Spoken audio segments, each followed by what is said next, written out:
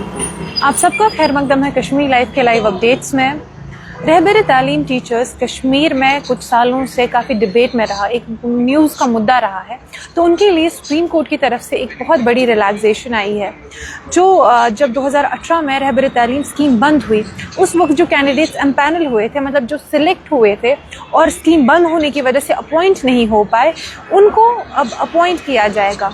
ये ऑर्डर, ये basically supreme court का एक जजमेंट है जहाँ पे उन्होंने जम्मू कश्मीर सरकार को कहा है कि इन सभी कैंडिडेट्स को जिनको एम्पैनल, जिनकी सिलेक्शन हो गई थी, उनको अब अपॉइंट किया जाए। जहाँ जहाँ पर भी वैकेंसीज है उनको अपॉइंट किया जाए।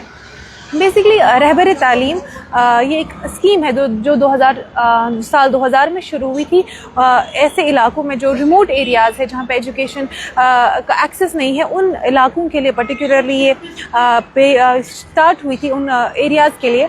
और 2018 में इस स्कीम को बंद कर दिया गया था ताकि एक क्वालिटी एजुकेशन सबको मिले। पर जब ये स्कीम बंद हुई, उसके साथ साथ ही जो उस टाइम पे कैंडिडेट सिलेक्ट हो गए थे इसके आगे की अपॉइंटमेंट के लिए, उनकी अपॉइंटमेंट भी कैंसिल हो गई।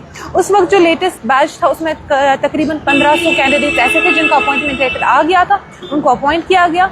मगर 1679 से ज़्यादा ऐसे कैंडिडेट्स थे जिनको सिलेक्ट तो किया गया मगर अभी उनका अपॉइंटमेंट नहीं आया था। तो वो जो कैंडिडेट्स थे वो 2018 से अभी तक लड़ रहे थे कि उन्हें अपॉइंटमेंट मिले, क्योंकि एक ही बैच में कुछ कैंडिडेट्स को अपॉइंटमेंट मिली और कुछ कैंडिडेट्स को नहीं। तो ये सुप्रीम कोर्ट ने भी इसको अनफेयर कहा है और कहा इन कैंडिडेट्स को भी अपॉइंटमेंट मिलनी चाहिए। इसके बाद बट बेसिक कुछ रिक्वायरमेंट्स है कि जो ये कैंडिडेट्स हैं उनको TET, टीचर्स एलिजिबिलिटी टेस्ट, जो उनको क्वालिफाई करना पड़ेगा और मिनिमम NCTE की जो रिक्वायरमेंट्स है उनको भी मैच करना पड़ेगा और तभी जाके वो इस के लिए एलिजिबल होंगे, वो ये एग्ज़ाम दे पाएँ। वो जो RET है इसके तहत फिर उनकी जो है अपॉइंटमेंट होगी।